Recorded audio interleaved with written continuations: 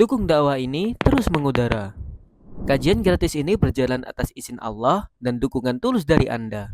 Bersama kita sebarkan kebaikan seluas-luasnya. Yuk jadi bagian dari tim kebaikan kami dengan mendukung operasional dakwah. Jazakumullahu khairan kasiran.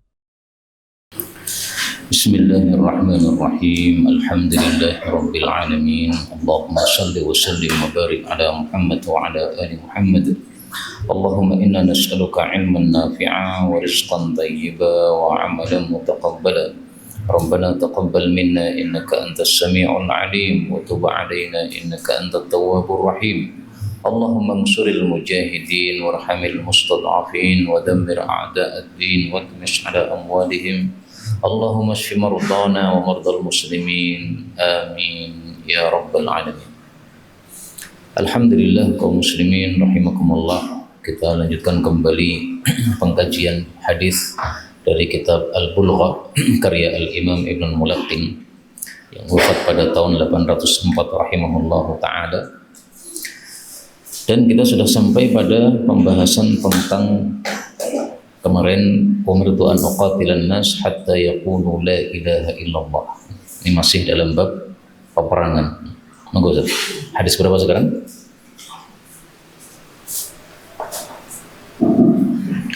Bismillahirrahmanirrahim. Hadis berapa itu? Nomor berapa itu? Nomor berapa? 453. Monggo.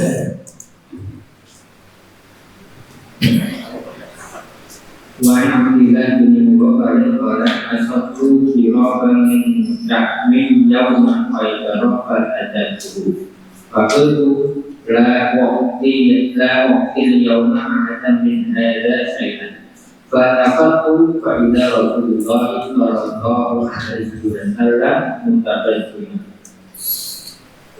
Dari Abdullah bin Mughaffal, sahabat Nabi sallallahu alaihi wasallam, qala, dia mengatakan, asabtu, saya mendapatkan ciraban, satu wadah, min syahmin, dari gaji, maksudnya isinya gaji. Kapan itu? Yauma Khaybar, pada hari perang Khaybar tahun 7 Hijriah. Faltazamtuhu, maka saya pun mendekap wadah tadi, disembunyikan pada dekapan. Faqultu, lalu saya mengatakan, la u'ti, saya tidak akan memberikan al-yauma, hari ini, ahadan, kepada seorang pun, min hadza, dari wadah ini, syai'an, sedikit pun. Faltafattu, lalu saya menoleh, faida, ternyata Rasulullah sallallahu alaihi wasallam, ada Rasulullah mutabassiman, dalam keadaan tersenyum. Hadis ini bicara tentang ghanimah. Kalau berupa makanan itu boleh dimakan. Maka di sini jiraban min syahmin, ghanimah, rampasan perang dalam bentuk makanan, tidak harus dilaporkan atau dikumpulkan. Hukum asalnya setiap ghanimah itu harus dikumpulkan kepada imam. Misalnya kita perang kemudian kita mendapatkan laptop, nah laptopnya tidak boleh dimiliki sendiri, Pak. Mendapatkan HP tidak boleh dimiliki sendiri. Mendapatkan kacamata tidak boleh dimiliki sendiri, semuanya harus dikumpulkan. Yang boleh tidak dikumpulkan adalah makanan. Maka makanan ini boleh kita memakannya dengan syarat kita mengambil secukupnya saja. Jadi misalnya kita cukupnya satu piring, ya ngambil satu piring, tidak boleh menyimpan. Misalnya dalam rampasan perang itu ada buah-buahan, ya, anggur-anggur dan sebagainya. Nah kita butuh berapa? Ngambil satu piring silahkan. Tidak usah lapor kepada imam, Pak Imam saya ngambil dulu dari anggur ini, enggak perlu begitu. Itu sudah diizinkan oleh Nabi Shallallahu Alaihi Wasallam. Nah di sini ketika dia mendapatkan makanan, maka dia sembunyikan sambil mengatakan, hari ini tidak saya kasih kepada seorang pun. Ini menunjukkan bahwa wadahnya tadi sedikit, Pak. Karena kan bolehnya mengambil sesuai kebutuhan saja. Nah ini kalau diberikan kepada yang lain sementara isinya sedikit, dia tidak akan puas.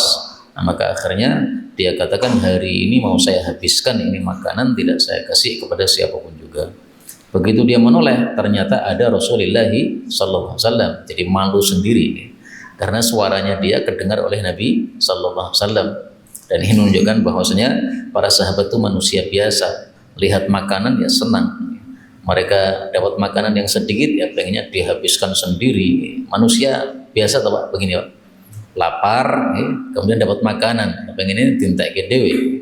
Nggak ada masalah begini, bukan sesuatu yang aib, bukan sesuatu yang cacat, meskipun memang ya lebih bagusnya kalau kita bagi meskipun barangnya hanya sedikit saja. Sebagaimana sabda Nabi SAW, beliau mengatakan dalam hadis yang lain, walau bisyidqi tamratin, ittaqun nar, hindarilah neraka walau bisyidqi tamrah, meskipun sedekah separuh butir kurma. Jadi kita punya kurma satu saja, kan dimakan kan nggak kenyang. Nah, tapi lebih bagus kalau kita paruh, separuhnya disedekahkan, separuhnya kita makan. Itu lebih afdal daripada dihabiskan sendiri. Monggo.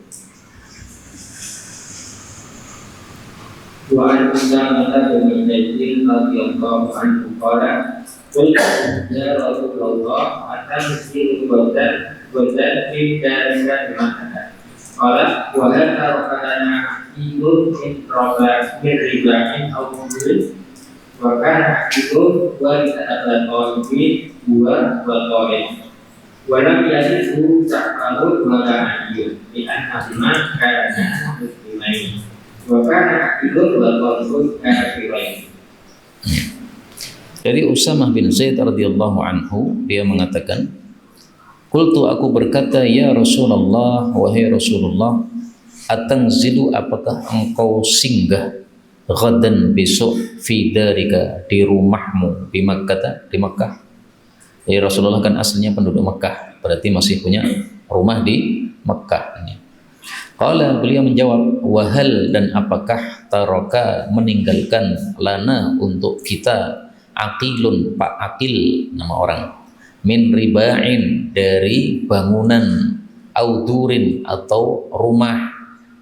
Wa kana Aqilun, dan adalah Aqil, waritha, telah mewarisi Abu Talib, terhadap Abu Talib, huwa wa Talibun, dia Aqil dan si Talib. Jadi yang mewarisi Abu Talib dua anak, satu Aqil, dua Talib. Walam yarithu, dan tidak mewarisi Abu Talib dua orang anak juga, yaitu Ja'far dan Ali. Kenapa? Li'annahuma, karena keduanya Ja'far dan Ali, kana, adalah muslimaini, dua orang yang muslim. Wa kana, sementara adalah Aqilun, Aqil, wa Talibun, dan Talib itu adalah kafiraini, masih kafir.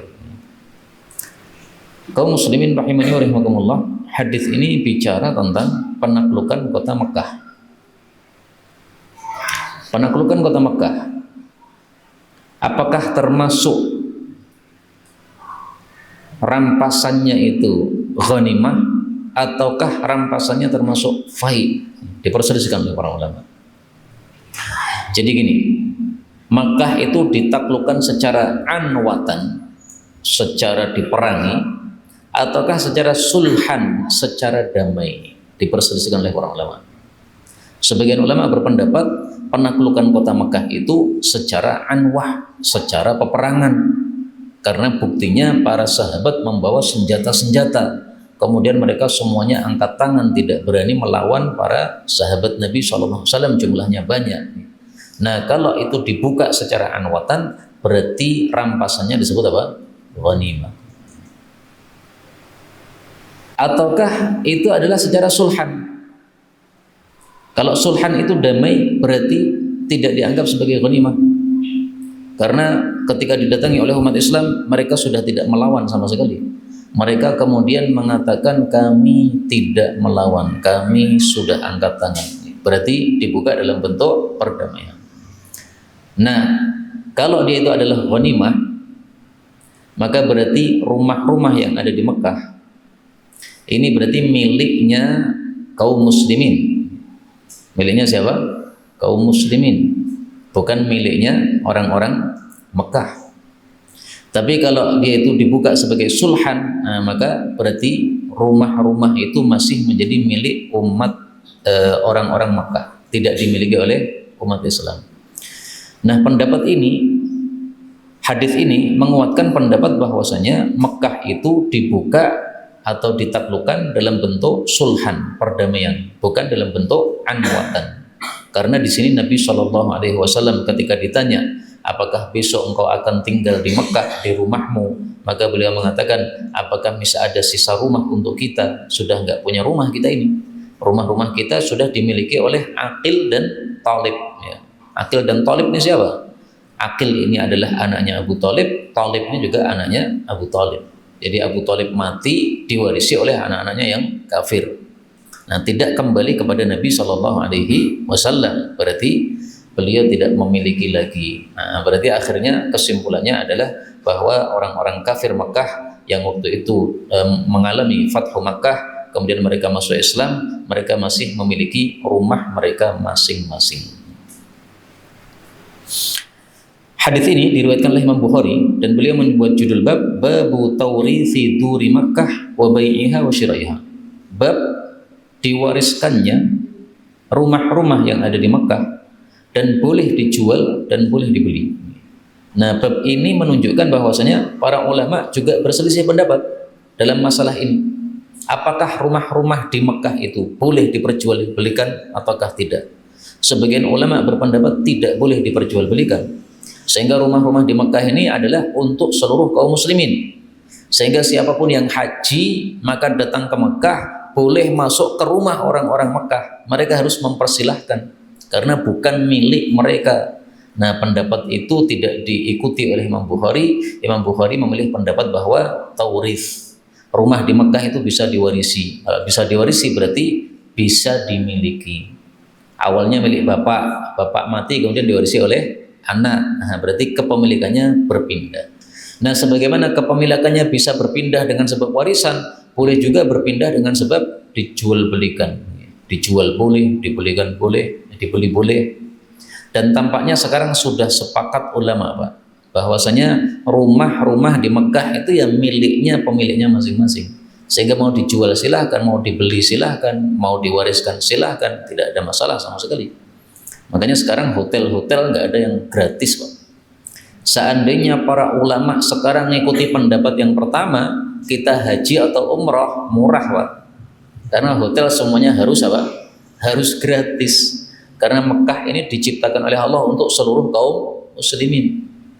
Salah satu dalilnya adalah Allah Subhanahu wa taala menyebutkan dalam Al-Qur'an, "Wa idz ja'alnal baita mathabatal linnas." Ingatlah ketika kami jadikan bait atau Ka'bah itu tempat kumpulnya manusia. Nah, berarti diciptakan oleh Allah untuk tempat kumpulnya manusia. Berarti tempat sekitarnya pun juga untuk mereka. Karena mereka berkumpul, kemudian sampai di sana butuh kepada tempat penginapan. Kemudian dari hadis ini kita ambil pelajaran juga bahwasanya orang muslim tidak bisa mewarisi dari orang kafir. Maka di sini Ja'far putranya Abu Thalib tidak mewarisi. Ali putranya Abu Thalib tidak mewarisi. Kenapa? Karena muslimin. Dua-duanya adalah orang muslim, sementara Abu Thalib matinya mati kafir. Maka dari sini kita ambil dua pelajaran. Pelajaran pertama, muslim tidak mewarisi dari orang kafir. Kalau pendapat yang mengatakan muslim mewarisi dari orang kafir, maka pendapat itu bertentangan dengan hadis ini dan pendapat itu sangat lemah. Meskipun ada dalilnya. Dalilnya mereka ini, Pak. Al-Islamu ya'lu, Islam itu unggul, wala yu'la, tidak boleh diungguli. Sehingga kalau yang mati adalah orang kafir, maka anaknya yang muslim mewarisi. Tapi kalau dibalik, yang mati adalah orang muslim, maka anaknya yang kafir tidak bisa mewarisi. Islam harus yang lebih unggul. Nah, itu pendapat yang mengatakan tetap mewarisi. Itu dasarnya hadis ini, tetapi bertentangan dengan hadis yang lebih fokus membicarakan tentang warisan, yaitu hadis ini tadi. Kemudian yang kedua, menunjukkan juga bahwasanya Abu Thalib ini matinya kafir. Kalau memang Abu Thalib matinya muslim, kenapa Ja'far dan Ali tidak dapat warisan? Tapi harus kita akui, ini masalah khilafiyah. Sebagian ulama berpendapat Abu Thalib matinya muslim. Pendapat ini pun juga dhaif. Mereka bersandarkan pada riwayat Ibnu Ishaq di dalam kitab tarikh atau dalam kitab sirah, bahwasanya Abu Thalib sebelum wafat dia mengucapkan la ilaha illallah. Tapi riwayat tersebut dhaif sehingga tidak bisa dipakai. Adapun riwayat yang sahih kita dapatkan dalam Sahih Bukhari, demikian juga Sunan Abu Dawud maupun yang lain-lainnya, bahwasanya Abu Thalib sudah mati dalam keadaan kafir. Na'udzubillahi min syarri dzalik. Sebagaimana diriwayatkan oleh Abu Dawud, ya, Ali mengatakan inna ammaka, sesungguhnya pamanmu yaitu Abu Thalib, asy-syaikh ad-dhal, orang tua yang sesat itu, qad mata, dia sudah mati. Anaknya saja mengatakan sesat, Pak. Kemudian muncul orang mengatakan matinya muslim. Gimana ini? Ya? Siapa yang lebih tahu, anaknya atau orang zaman sekarang? Nah, kemudian Nabi SAW bersabda, pergilah, tutupilah bapakmu, yaitu dikuburkan, kemudian jangan melakukan apapun sampai engkau datang kepada saya. Akhirnya dia datang kepada Nabi, disuruh mandi dan didoakan oleh Nabi SAW. Ini sangat jelas Abu Thalib matinya mati sesat atau mati kafir. Na'udzubillahi min syarri dzalik. Monggo. وعن علي كرم الله وجهه أن النبي صلى الله عليه وسلم قال ذمة المسلمين واحدة يسعى بها أدناهم فمن أكبر مسلما فعليه لعنة الله والملائكة والناس أجمعين لا يقبل منه يوم القيامة صرف ولا عدل. Dari Ali, mudah-mudahan Allah memuliakan wajahnya Ali, bahwasanya Nabi Sallallahu Alaihi Wasallam bersabda, zimmatu, perlindungan al-muslimin, dari umat Islam itu adalah wahidatun, satu. Yas'a, berjalan, biha, dengan perlindungan tadi, adnahum, orang yang paling rendah di antara umat Islam. Faman, maka barang siapa yang akhfara, merusak musliman, perlindungan orang muslim, akhfara musliman, merusak perlindungan seorang muslim, fa'alaihi, maka atasnya la'natullah, mendapatkan laknat Allah, wal malaikati, dan para malaikat, wan nasi ajma'in, dan manusia semua. La yuqbalu, tidak diterima, minhu, dari orang tersebut, yaumal qiyamati, besok pada hari kiamat, sorfun, amal wajib, wala adlun, tidak pula amal sunnah. Ini adalah tafsiran untuk kata-kata sorfun wala adlun. Kaum muslimin rahimani wa rahimakumullah, hadis ini membicarakan tentang zimmah atau istilahnya kafir zimmi. Kafir dibagi dua, ada kafir yang harbi, itu yang memerangi kita, boleh dibunuh. Ada kafir yang silmi, itu yang damai dengan kita, tidak boleh dibunuh. Nah, kafir silmi ada 3 macam. Salah satunya adalah kafir zimmi. Salah satunya lagi kafir musta'man. Salah satunya lagi kafir mu'ahad. Nah, di sini yang dimaksud zimmatul muslimin wahidah, perlindungan orang muslim adalah satu. Ini yang dimaksud dengan istilah kafir musta'man yang disebutkan dalam kitab-kitab fikih. Boleh juga disebut kafir zimmi, tapi dalam kitab fikih istilahnya yang populer kafir musta'man. Apa itu kafir musta'man? Seorang kafir dikasih perlindungan oleh seorang muslim. Ini orang muslim mengatakan kepada umat Islam, ini adalah kakak saya, meskipun dia kafir tapi sudah saya kasih perlindungan sehingga jangan diganggu.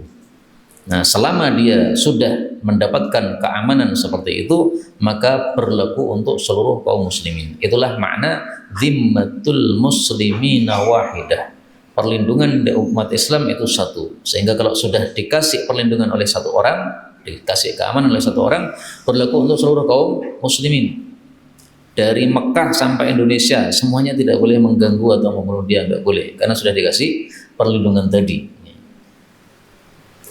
Kemudian yang dimaksud di sini yas'a bihadnahum, bahwa yang boleh memberikan perlindungan tersebut adalah orang yang paling rendah di antara umat Islam. Rakyat jelata boleh ngasih perlindungan, wanita boleh ngasih perlindungan, budak, pokoknya muslim ya, boleh ngasih perlindungan kepada kerabatnya atau siapapun yang kafir yang dia kasih perlindungan. Kalau masih ada nekat yang merusak perlindungan tadi, maka kata Nabi alaihi la'natullah, dilaknat oleh Allah. Dan kata-kata ini menunjukkan bahwa ini termasuk dosa besar. Maka membunuh kafir zimmi dosa besar. Membunuh kafir musta'man dosa besar. Membunuh kafir mu'ahad dosa besar, karena mereka semuanya kafir yang tidak memerangi kita. Harus dijaga darah mereka, aman darah mereka. Kemudian di sini Allah mengancam tidak diterima, Nabi mengancam tidak diterima pada hari kiamat amal wajib maupun amal sunnah. Ada juga yang menafsirkan sebaliknya, sorfun amal sunnah, adlun amal wajib. Nah, silakan dibolak-balik, nggak apa-apa. Nah, monggo Ustaz, ada footnya dibaca. Ya. As-sorfu, at-taubah, al-adlu, al-fidyah. Ini tafsiran yang lain. Sorfun itu diartikan tobat, sementara adlun diartikan fidyah atau tebusan. Tobatnya nggak diterima, menebus juga nggak diterima oleh Allah Subhanahu wa Ta'ala. Memang tafsirannya sangat banyak. Yang paling populer adalah yang saya sebutkan tadi. Sorfun adlun itu adalah wajib sunnah atau sunnah wajib. Taunya kalau itu tafsir paling populer bagaimana? Hadis seperti ini silahkan dibuka dalam kitab-kitab syarah. Kan diriwayatkan oleh Bukhari, diriwayatkan oleh Imam Muslim, diriwayatkan oleh Abu Daud, oleh Imam Tirmidzi dan sebagainya. Nah, rata-rata kitab syarah itu menafsirkan sorfun wala adlun adalah amal wajib, amal sunnah, atau amal sunnah, amal wajib. Ada beberapa tafsir yang lain, termasuk yang di footnote pada kitab panjenengan, masih ada juga tafsiran yang lain. Di situ cuma satu saja. Nah, ini beliau pilih satu tafsiran supaya tidak membingungkan. Tidak ada masalah begitu ya. Tetapi kalau kita sebutkan semuanya, maka ini menjadi cakrawala untuk kita sehingga lebih luas keilmuan kita terhadap syarahnya para ulama untuk hadis-hadis Nabi Sallallahu Alaihi Wasallam. Silakan. Kita belum jadi bagian. An Abdurrahman bin Auf radhiyallahu anhu anna Nabi sallallahu alaihi wasallam aqada qiyada min majlis qiyada min fardul fuqaha. Kitabul Jizyah, kitab tentang upeti yang diambil dari orang kafir. Wal hudnah, dan perdamaian bersama orang kafir. Dari Abdurrahman bin Auf radhiyallahu anhu, ini termasuk sahabat yang dijamin masuk surga. Anna Nabiyya sallallahu alaihi wasallam akhadha, mengambil al-jizyata, upeti, min majusi Hajar, dari orang-orang Majusi kota Hajar. Kota Hajar waktu itu masih masuk dalam wilayah Yaman ya, tapi sekarang sudah keluar. Ini hadis diriwayatkan oleh Bukhari secara bersendiri. Kaum muslimin rahimani wa rahimakumullah, hadis ini membicarakan tentang jizyah. Jizyah itu apa? Upeti yang diambil dari orang kafir yang tidak mau masuk Islam. Kemarin sudah disampaikan bahwa sebelum kita menyerang orang kafir untuk berperang memerangi mereka, maka kita dakwahi dulu mereka. Nah, dalam dakwah itu apa yang disebutkan? Pertama, silahkan masuk Islam, nanti kita bersaudara, nggak perlu perang. Kalau tidak mau, maka pilihan yang kedua, bayar jizyah. Kalau bayar jizyah, maka juga nggak perlu perang. Setiap tahun suruh setor per kepala, ya, bukan per keluarga, tapi per kepala. Tapi yang setor itu yang laki-laki, dewasa, anak-anak tidak, kemudian perempuan-perempuan juga tidak. Nah, tidak semua orang kafir itu boleh bayar jizyah, Pak. Orang kafir dibagi dua. Ada kafir kitabi yang punya kitab suci, ada kafir wasani yang tidak punya kitab suci. Yang boleh membayar jizyah itu hanya kitabi. Sehingga kafir wasani ini adanya apa? Qital, perang. Kamu masuk Islam atau tidak? Kalau tidak, perang. Tapi kalau yang kafir kitabi, kalau kamu tidak mau masuk Islam, bayar jizyah. Kalau tidak mau bayar jizyah, baru perang. Nah, sekarang pertanyaannya, Majusi ini termasuk ahli kitab atau tidak? Diperselisihkan oleh para ulama. Majusi ini ahli kitab atau tidak? Tapi ringkasnya, Majusi ini hukumnya sama dengan kafir ahli kitab, yaitu boleh membayar apa? Jizyah. Kok bisa orang Majusi boleh membayar jizyah? Kan mereka menyembah api, tidak punya kitab suci mereka itu. Jawabnya adalah mereka dulu punya kitab suci diturunkan oleh Allah kepada mereka, kemudian kitab sucinya ditarik lagi oleh Allah Subhanahu wa taala. diangkat ke langit. Sebagaimana Nabi Isa diangkat ke langit. Nah, maka kitab suci mereka diangkat atau ditarik oleh Allah Subhanahu wa taala ke langit. Sehingga hukum mereka itu dalam bab ini adalah disamakan dengan ahli kitab. Tapi jangan salah paham, Majusi sama dengan ahli kitab itu cuma dalam bab perang. Dalam bab nikah tidak, dalam bab sembelihan tidak. Orang Majusi menyembelih haram. Dagingnya yang disembelih tadi haram. Wanita Majusi kita nikahi enggak boleh. Tapi kalau Yahudi, Nasrani, nah itu bisa kita nikahi wanita-wanita mereka selama mereka adalah wanita-wanita yang baik-baik. Itulah perbedaan antara kafir kitabi dengan kafir wasani. Nah sekarang kenapa kafir kitabi kok boleh membayar jizyah, sementara yang wasani tidak boleh? Ini menunjukkan fadilahnya ilmu, Pak. Orang kafir masih punya ilmu, yaitu punya kitab suci. Nah ini dimuliakan dengan boleh membayar jizyah. Sama dengan buruan dari anjing. Anjing pemburu, memburu sesuatu. Hasil buruannya sudah mati, halal. Kenapa? Karena dia punya ilmu berburu, maka dihalalkan hasilnya oleh Allah Subhanahu wa taala. Tapi yang bukan anjing pemburu, ketika dia menangkap kemudian memakan, maka hasilnya itu tidak halal karena dia tidak dimuliakan oleh Allah dengan sebab dia tidak punya ilmu. Nah, maka hadis ini sangat jelas menunjukkan bahwa Majusi disamakan dengan ahli kitab, boleh membayar jizyah. Sekarang apa dalilnya? Bahwasanya yang boleh membayar jizyah itu hanya ahli kitab saja. Yang kafir wasani tidak boleh. Selain dari hadis ini ada dalam Al-Quran, surat At-Taubah ayat 29.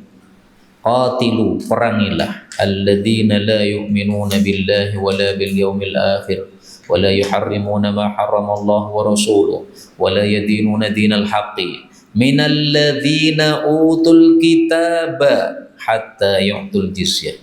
Di antara orang-orang yang diberi kitab sampai mereka membayar jizyah. Nah, inilah dalilnya para ulama yang mengatakan bahwa jizyah hanya diambil dari orang yang ahli kitab. Karena Allah mengatakan minalladzina utul kitab, berarti yang tidak utul kitab nggak bisa bayar jizyah. Maka Hindu, Buddha, Konghucu itu nggak punya kitab semuanya itu, mereka tidak boleh bayar jizyah, harus masuk Islam. Nggak masuk Islam ya dibunuh.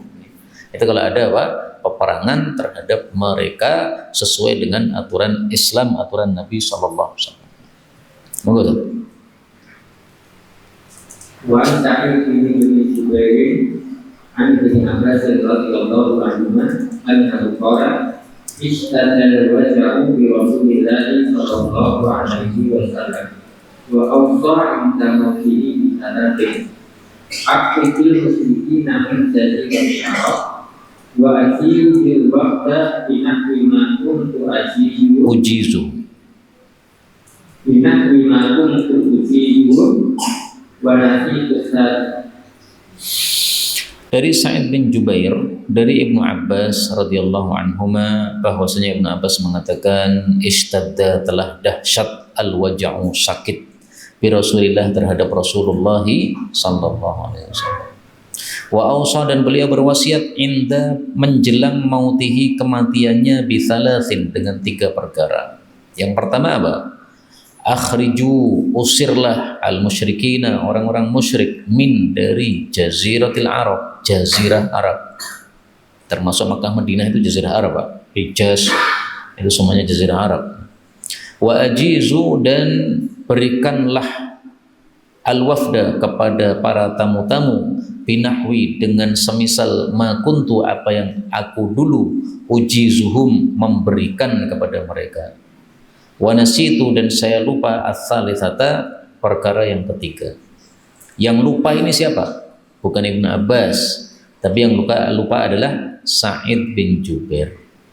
Makanya sengaja di sini penulis yaitu Ibnul Mulakin menampilkan nama Sa'id bin Jubair. Biasanya kan langsung dari sahabat Nabi gitu kan. Nah, di sini disebutkan dulu dari Sa'id bin Jubair, baru dari sahabat Nabi Ibnu Abbas. Ini maksud dia adalah supaya diketahui siapa yang mengatakan wanasitu. Yang saya lupa ini bukan Ibnu Abbasnya. Ibnu Abbasnya nggak lupa, ya. Tapi muridnya Ibnu Abbas yang lupa. Kaum muslimin rahimani wa rahimakumullah. hadis ini yang berkaitan dengan bab adalah yaitu masalah peperangan, bahwasanya orang-orang kafir itu tidak boleh tinggal di Jazirah Arab. Sehingga apa yang dilakukan sekarang oleh Saudi dan yang lain-lain, mereka memberikan pangkalan kepada Amerika Serikat. Itu menyelisih hadis ini. Semestinya tidak boleh Amerika itu buat pangkalan di Jazirah Arab. Kenapa? Karena mereka musyrikin. Nah, ini hadis mungkin tidak pernah dibahas di Mekah, di Madinah. Karena kalau ada syekh yang membahas ini kemudian mengatakan pangkalan harus disingkirkan, masuk penjara, Pak. Jadi nggak menunggu besok, mungkin malam langsung diambil. Ngomongnya sekarang pada Isya menjelaskan hadis ini, kemudian menyuruh pangkalan itu dikeluarkan. Nah, nanti malam sudah ditemui polisi Saudi, sudah dimasukkan. Makanya sebagian kiai menyebutnya bukan Saudi Arabia tapi Yahudi Arabia, karena tingkahnya seperti tingkah Yahudi. Dan itu sesuatu yang semua orang hampir semuanya mengetahui di sana. Sehingga memang kekerasan atau kezaliman penguasa terhadap ulama-ulama Saudi itu sudah mutawatir sudah. Berapa jumlah ulama yang masuk penjara Saudi? Katanya 100-an lebih. Ulama-ulama itu, Pak. Termasuk guru kami Syekh Muhammad Al-Khudairi, ahli tafsir di kota Riyadh.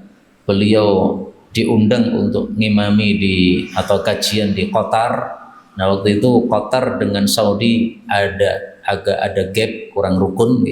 Akhirnya beliau kena imbasnya. Karena beliau diundang ke sana akhirnya pulang dijemput polisi masuk penjara 7 tahun gara-gara ngimami di masjid. Bayangkan, Masya Allah. Jadi kezalimannya bukan main. Sehingga kalau ada orang-orang yang mendoakan mudah-mudahan Allah membasmi atau membunuh Ibnu Salman yang sekarang merajai Saudi, ya masuk akal, Pak. Dolimnya kepada ulama itu sudah kebangetan. Dan para ulama-ulama ini jangan dikira dimuliakan, bukan, disiksa-siksa mereka. Buktinya kalau disiksa, ketika keluar remuk sininya, ketika keluar dari penjara remuk matanya. Kok bisa remuk matanya? Padahal pas masuk penjara sehat walafiat. Kalau tidak disiksa terus diapakan itu? Memang tidak ada videonya, nggak ada. Tapi kondisinya ketika keluar sangat memprihatinkan begitu, menunjukkan bahwa ketika di penjara berarti disiksa oleh mereka. Na'udzubillahi min syarri dzalik. Nah, maka ini hadisnya jelas, keluarkan orang-orang musyrik dari Jazirah Arab, tidak boleh mereka tinggal di situ. Mereka buat pangkalan di situ, jelas-jelas menyelisih hadis Nabi Sallallahu Alaihi Wasallam. Karena itu sekarang ini semua negara Islam tidak ada satupun yang menegakkan Islam dengan sebenar-benarnya, nggak ada, Pak. Saudi apakah menegakkan Islam dengan sebenar-benarnya? Kalau memang menegakkan Islam sebenar-benarnya, ya pangkalan nggak ada di sana. Kalau memang menegakkan Islam sebenar-benarnya, ya nggak ada ulama yang masuk penjara. Ya memang ada hukum potong tangan, ada hukum rajam, ada, tapi itu hanya sebagian kecil dari hukum Islam, tidak semuanya ditegakkan. Kemudian yang kedua, al-wafda, tamu. Ini maksudnya adalah tamu dari kalangan orang-orang kafir. Kalau ada tamu dari kalangan orang-orang kafir masuk ke negara Islam, nah itu tetap dimuliakan, Pak. Ajizu, diberi apa yang dulu diberi oleh Nabi, dikasih makanan, dikasih minuman, ya. Kalau perlu tempat tinggal, maka tempat tinggal selama menjadi tamu tadi. Nah, semuanya harus disesuaikan dengan yang dilakukan oleh Nabi Sallallahu Alaihi Wasallam. Jadi kafir adalah musuh, tapi kalau menjadi wafdun, menjadi tamu, maka tetap mendapatkan hak kemuliaan. Makanya ada istilah amu al-wufud, tahun para tamu, yaitu setelah Nabi Shallallahu Alaihi Wasallam tidak perang lagi. Perang Tabuk itu perang terakhir Nabi tahun 9. Setelah itu Nabi sudah nggak perang lagi. Nah, itu kemudian kabilah-kabilah Arab pada datang ke Madinah, bertamu kepada Nabi SAW. Pengen tahu Islam itu kayak apa. Oh, Islam begini-begini, ya. Disampaikan oleh Nabi ajaran Islam. Akhirnya mereka pulang masuk Islam. Maka disebut sebagai Amul Wufud, ya. Tahun banyaknya tamu yang datang untuk masuk Islam. Wa nasitu tsalitsah, saya lupa yang ketiga. Ini menunjukkan bahwasanya para ulama itu manusia biasa, Pak. Kadang-kadang lupa. Tapi sudah mending dari 3 lupa 1 sehingga masih sisa 2. Karena ada cerita seseorang ditanya, kamu itu sudah belajar hadis, tolong sampaikan hadis yang pernah kamu pelajari. Nah, maka dia kemudian mengatakan, ada 2 perkara kata Nabi SAW yang kalau kita amalkan maka kita langsung masuk surga, tidak perlu masuk neraka. Yang satunya saya lupa, yang satunya guru saya lupa. Nah, lali kabeh. Padahal cuma 2. Para kacek. Nah, ini masih lumayan ya. Ada 3 lupa 1. Monggo. Wa an Abi Hurairah bin Hujai'i an Rasulullah sallallahu alaihi wasallam qala al-qiyamatu thalathatu ayyam fa man kana wara'a dzalika fa huwa sadaqatun alaihi. Dari Abu Shuraih Khuwailid al-Khuzai bahwasanya Rasulullah sallallahu alaihi wasallam bersabda, ad-diyafatu jamuan untuk tamu itu adalah thalathata ayyam, selama 3 hari. Famakana maka apa yang ada wara'a dzalika setelah itu, fahuwa shadaqatun alaih, maka dia menjadi sedekah terhadapnya. Kaum muslimin rahimani wa rahimakumullah, hadis ini menunjukkan bahwasanya menjamu tamu adalah sangat ditekankan sampai berapa hari? 3 hari. Artinya kalau ada orang tinggal di rumah kita 3 hari, nah itu dijamu terus Pak. Jangan kita bilang silahkan beli sendiri, warung banyak di luar, nggak boleh. 3 hari Pak ya. Tapi kalau sudah hari keempat dia masih di rumah kita, nah maka tidak kita kasih makan nggak apa-apa. Kita tunjukkan saja warungnya di sana Pak, silahkan beli. Tapi kalau kita mau masih ngasih makan gimana? Boleh, sedekah namanya. Berarti hukum dari menjamu tamu selama 3 hari ini sunnah atau wajib Pak? Nah, di sini diperselisihkan oleh para ulama. Kalau panjenengan mengikuti pendapat mayoritas ulama, diyafah ini hukumnya sunnah, tidak wajib. Diyafah ini sunnah tapi muakkadah. Nah, sehingga karena muakkadah maka ditekankan oleh Nabi SAW sehingga derajatnya tidak hanya sedekah biasa. Kalau yang hari keempat itu sedekah biasa, tidak muakkadah. Tapi kalau menurut Imam Ahmad, diyafah di sini yang 3 hari ini hukumnya wajib. Sehingga kalau saya punya tamu 3 hari di rumah saya tidak saya kasih makan, saya berdosa. Kenapa berdosa? Karena hukumnya wajib menurut Imam Ahmad bin Hanbal. Sekarang kita lihat hadis yang lain yang menguatkan pendapatnya Imam Ahmad bahwasanya hukumnya adalah wajib.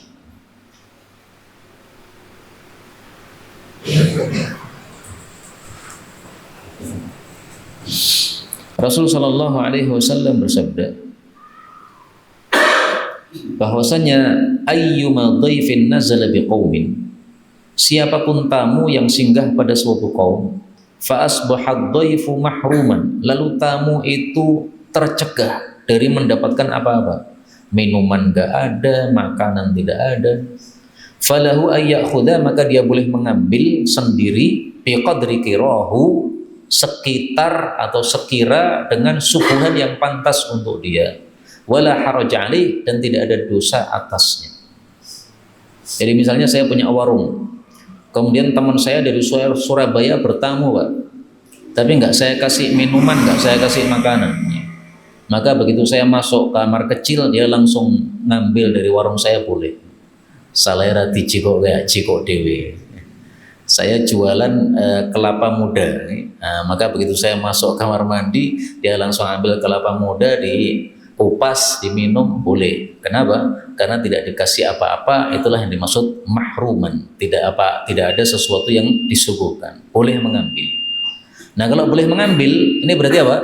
Hukumnya memberikan jamuan adalah wajib. Masuk akal ya? Wajib. Terus dia mengambil ini, apakah wajib mengganti atau tidak? Diperselisihkan lagi Pak. Pendapat yang pertama mengatakan karena sudah diizinkan oleh Nabi, falahu, dia boleh ngambil, ya berarti nggak mengganti. Oh namanya boleh. Pendapat mayoritas ulama yang tadi mengatakan bahwasanya menjamu tamu hukumnya adalah sunnah, tidak wajib, maka mereka berpendapat ini boleh ngambil tapi harus ganti, Pak. Ngambil, tapi setelah itu tanya, harganya biro kelopone. Kelapanya 10.000 nih, 10.000 bayar. Kalau tidak ada duit ya nanti utang saya. Tapi ngambilnya boleh, ya. Hanya apakah bayar ataukah tidak, nah, itu diperselisihkan lagi oleh para ulama kita rahimahumullah ta'ala. Kemudian diafah atau menjamu tamu ini oleh Nabi SAW dibagi dua.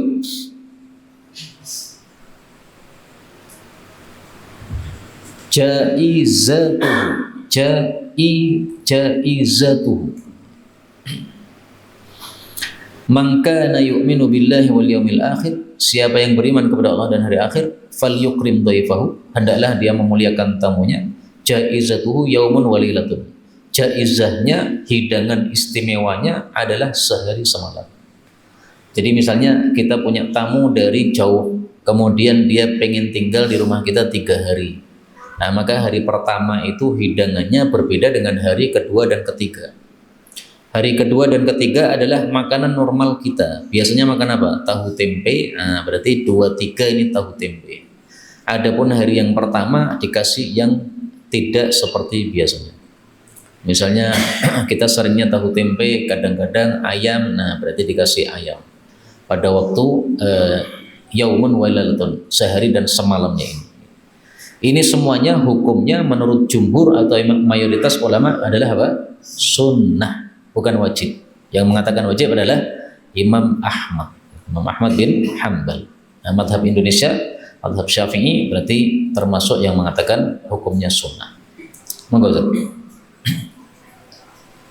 Wa an Abi Hurairah radhiyallahu anhu anna Rasulullah sallallahu alaihi wasallam qala la taqulu liyahuda wa nasara salat wa idza laqitum ahadahu fi qariqin faqaruhu ila al-jannah. Dari Abu Hurairah radhiyallahu anhu bahwasanya Rasul sallallahu alaihi wasallam bersabda, la tabda'u, janganlah kalian itu mendahului al-yahuda, orang-orang Yahudi, wan nasara, dan orang-orang Nasrani, bisalam, dengan ucapan assalamu alaikum.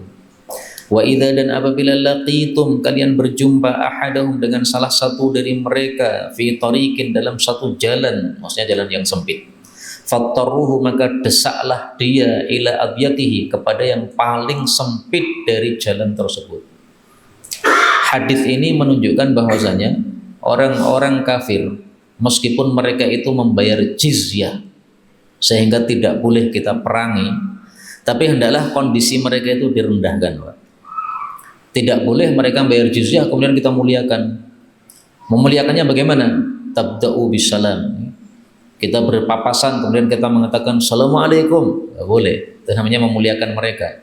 Padahal Allah Subhanahu wa taala sudah menegaskan dalam Al-Qur'an kalau mereka membayar jizyah itu harus dalam kondisi shaghirun, dalam kondisi mereka rendah. Surat At-Taubah ayat 29. Hatta yu'tul jizyata an yadin wa hum shaghirun. Mereka membayar jizyah dari tangan mereka dalam keadaan mereka rendah.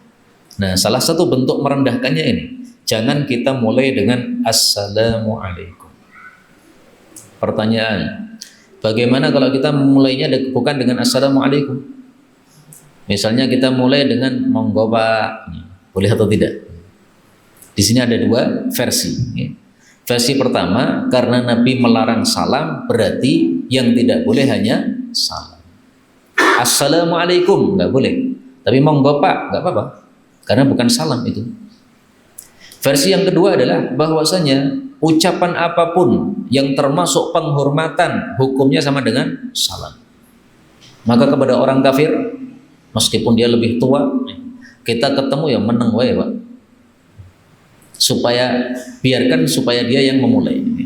Kita tidak memulai. Tapi kalau panjenengan pakai pendapat yang pertama, silahkan.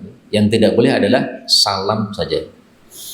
Kemudian kalau orang kafir itu mengucapkan salam kepada kita, maka Allah Subhanahu wa taala mengatakan wa idza huyyitum bi tahiyyatin fahayyu bi ahsana minha urduha.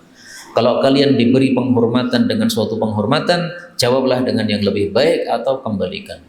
Berarti boleh kalau ada orang kafir salam kepada kita, kita jawab kepada mereka dengan ucapan waalaikumsalam. Dan itu adalah fikihnya Ibnu Abbas. Ulama yang lain berpendapat kalau orang kafir salam maka jawabannya cuma waalaikum, tanpa salam, ya, sesuai sabda Nabi Sallallahu Alaihi Wasallam. Ya, jadi masing-masing punya dalil. Kalau Ibnu Abbas dalilnya ayat tadi, yang melarang itu dalilnya hadis Nabi Sallallahu Alaihi Wasallam. Kemudian cara yang kedua untuk menghinakan orang-orang kafir adalah kalau berjumpa dengan mereka pada jalan yang sempit, maka kita tidak boleh mempersilahkan. Jadi satu jalan yang cukup untuk satu mobil, 2 mobil papasan nggak bisa. Nah, kita tidak boleh minggir mempersilahkan si kafir lewat. Biar kita tetap di tengah terus, biar dia yang minggir. Kalau dia tidak mau minggir ya nanti ketabrak. Itu adalah apa? Dalam bentuk penghinaan kepada orang-orang kafir tersebut, yaitu mengamalkan ayat wahum sohirun, surat At-Taubah tadi. Monggo Ustaz. وعن ابن عمر رضي الله عنهما أن يهود خيبر سألت رسول الله صلى الله عليه وسلم أي يقرهم بها على Yuqir. أي يقرهم بها على أن يكتب العمل ولم يستسمع فقال رسول الله صلى الله عليه وسلم له يقرهم بها على ذلك ما شئنا. Dari Ibnu Umar radhiyallahu anhu, anna bahwasanya Yahuda Khaybar, orang-orang Yahudi di Khaybar, sa'alat mereka meminta kepada Rasulullah sallallahu alaihi wasallam ayyuqirrahum, bahwasanya beliau menetapkan mereka biha pada tanah Khaybar, ala atas syarat ayyakfu, bahwasanya mereka itulah yang mencukupi al-amala, pekerjaan. Maksudnya pekerjaan di sini penggarapan terhadap sawah atau ladang yang ada di Khaybar. Walahum, dan bagi mereka orang-orang Yahudi, nisfus samar, separuh dari buah yang dihasilkan.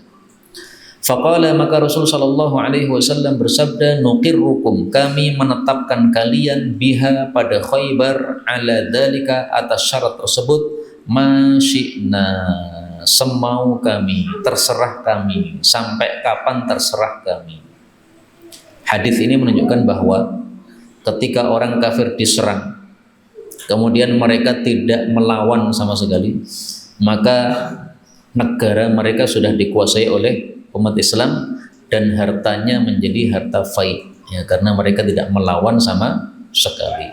Nah, demikian juga tanah Khaybar ini karena tidak ada perlawanan sama sekali, maka menjadi fai bagi umat Islam, sehingga tanahnya menjadi tanahnya kaum muslimin.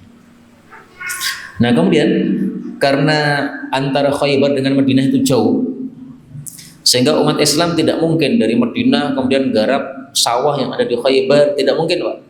Jauh sekali perjalanannya. Akhirnya mereka minta kepada Nabi supaya mereka dipersilahkan tinggal di Khaybar, tidak diusir sebagaimana Yahudi-Yahudi yang lain diusir. Kemudian mereka tugasnya adalah yakful amal, kebun yang mereka sudah buat, kebun kurma dan sebagainya, mereka tetap garap. Nah, kemudian walahum nisfus samar, nanti separuhnya diberikan kepada umat Islam, separuh untuk penggarap, separuh untuk orang yang memiliki, ya, karena tanahnya sudah menjadi miliknya umat Islam.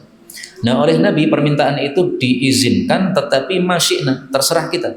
Artinya tidak ada waktu yang ditentukan oleh Nabi SAW. Dengan kata lain, sewaktu-waktu boleh diusir. Hari ini kalian tinggal, sepekan lagi kami usir, terserah.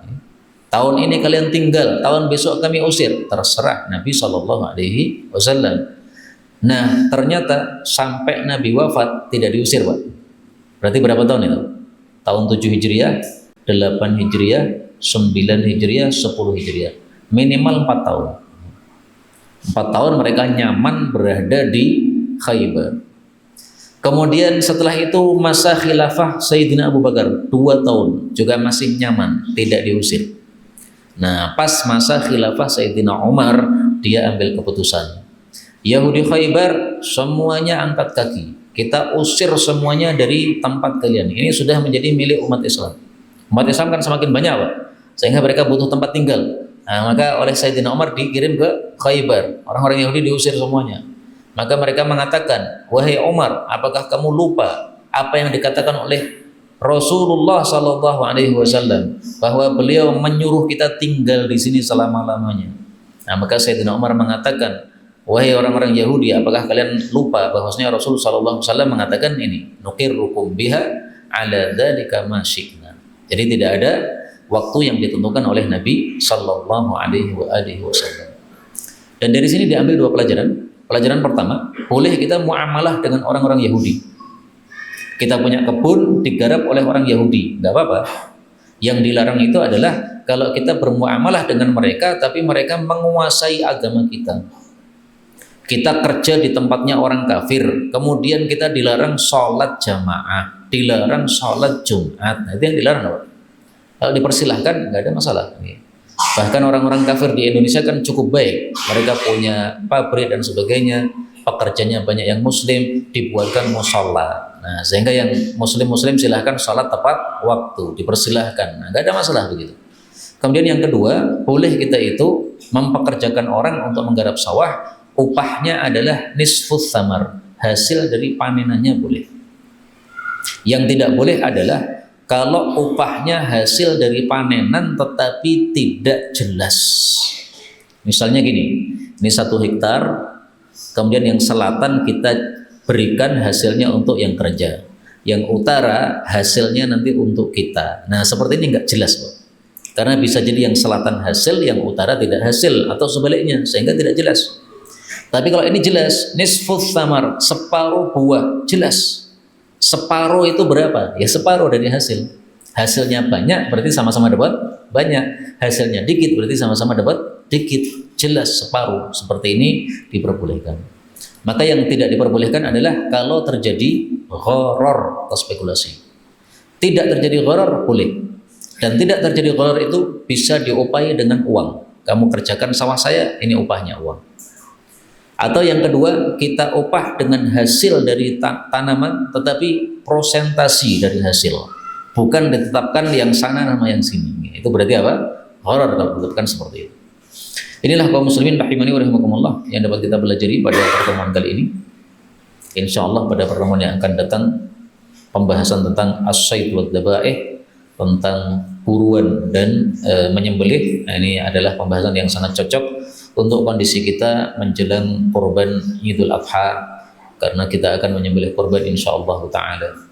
Apa yang benar dari Allah, kalaupun ada salahnya fa astaghfirullahal azim li wa lakum walhamdulillahirabbil alamin. Dukung dakwah ini terus mengudara. Kajian gratis ini berjalan atas izin Allah dan dukungan tulus dari Anda. Bersama kita sebarkan kebaikan seluas-luasnya. Yuk jadi bagian dari tim kebaikan kami dengan mendukung operasional dakwah. Jazakumullahu khairan katsiran.